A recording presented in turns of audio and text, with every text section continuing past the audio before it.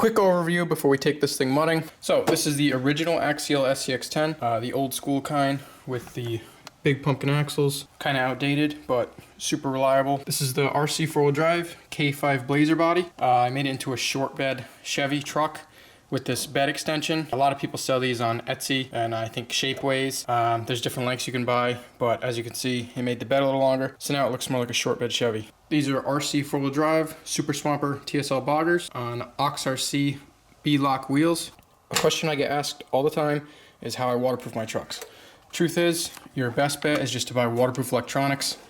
This just has a Savox waterproof servo, Axial waterproof speed controller, and a Spectrum receiver, which I wrapped in a balloon.